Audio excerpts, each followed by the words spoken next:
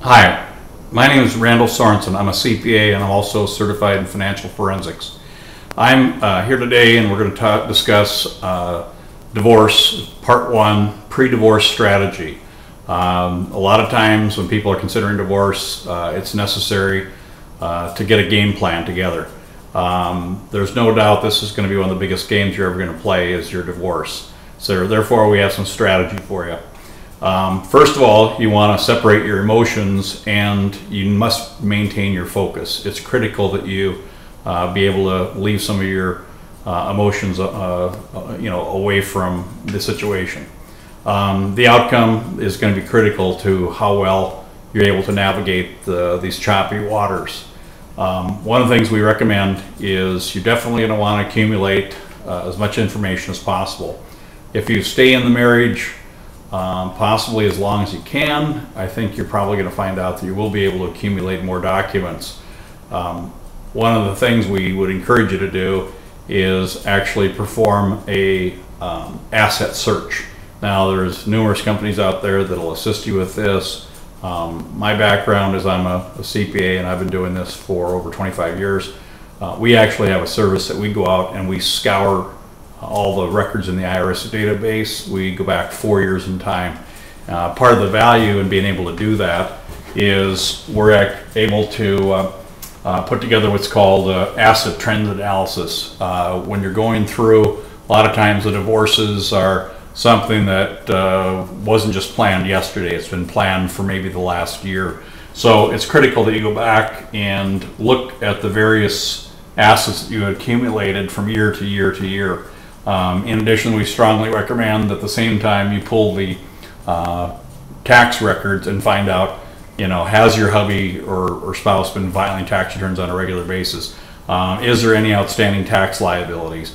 One of the things you do not want to have happen is you do not want any liens assessed against you once the divorce is finalized. If you're going to split the back taxes or anything like that, it's got to be at the time when you're going through the divorce. Very critical. There's a lot of times women can really be severely hurt if in fact they don't have an agreement as far as taxes are concerned. The next thing I would recommend is basically don't trust your spouse. There could be situations where, gee honey, let's get this thing resolved. We don't need attorneys. We don't need anybody else. Not necessarily a good idea.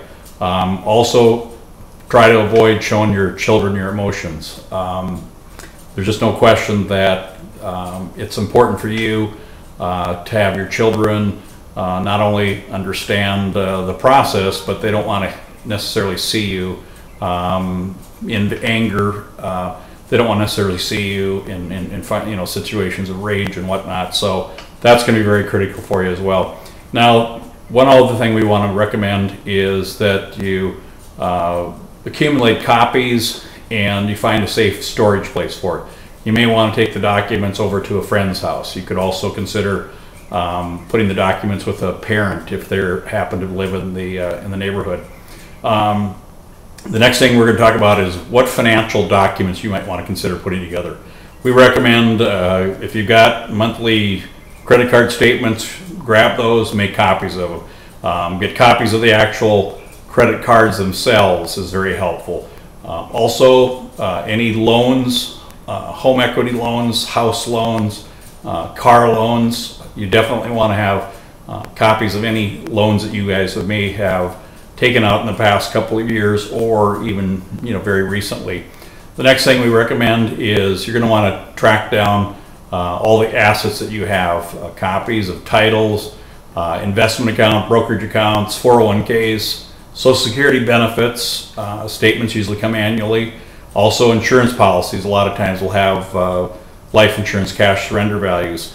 In addition, we recommend tracking down business and partnership interests. Tax refunds are also something you may want to look into, where they're deposited into the proper account. As I mentioned, you'll definitely want to go back and get historical tax returns. A lot of the amounts you're going to be paid as far as child custody, child support, as well as alimony will be determined based on your tax returns. Also, you're going to want to get current pay stubs for your spouse. Again, the determination on how much you're going to be paid will most likely be based on their current earnings. The last one, just basically everything you can get your hands on is recommended. A couple of tips that we have for you.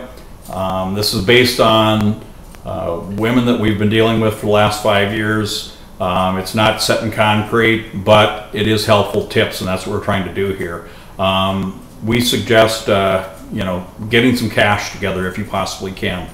I've had instances where husband comes in, threw $40 on the kitchen table and walked out. Therefore, if you get a chance to accumulate a little bit extra money on the side, that's a good idea.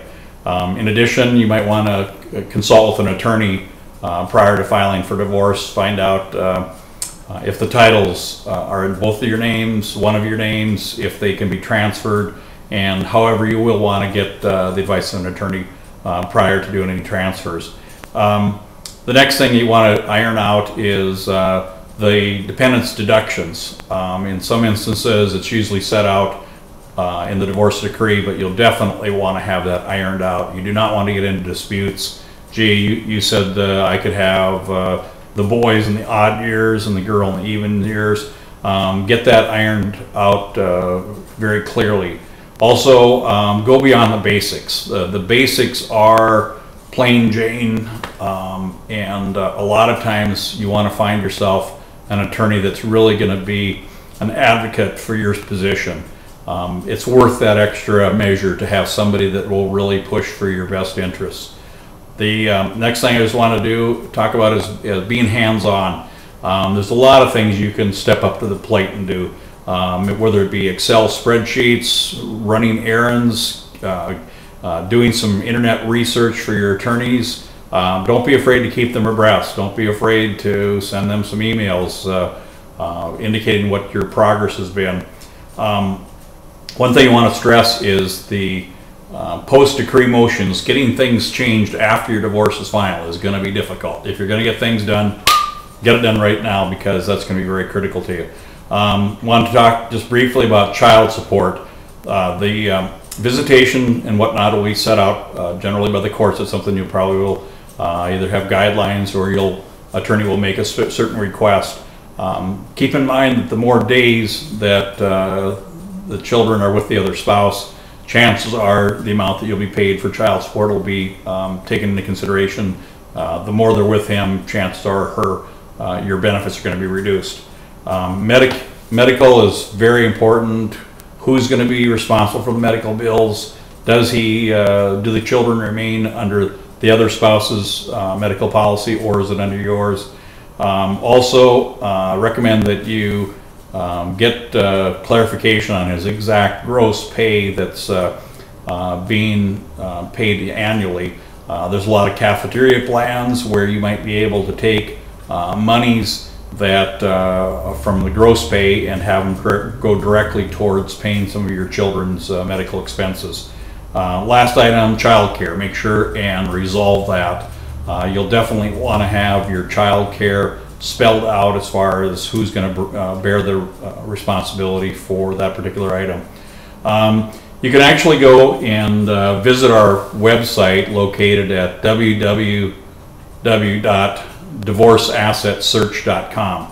And once at the website, you'll become very familiar. We've got exact details on what our program does, but essentially we'll go and scour the IRS database for 4 years of records. We'll be providing to you a report that's about 90 pages in length. We'll look for every nook and cranny out there to make sure that we've done a good job as far as locating assets, bank accounts, retirement accounts, verified compensations, business interests, corporations, partnerships, what have you.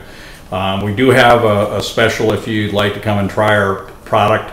You'd visit www.divorceassetsearch.com and click on new account, and once you're at that place, you're going to enter in a promotional code of Divorce 2012, and instead of charging $295, the program will charge you $225 for our divorce asset search, as well as a tax return score that's provided complimentary.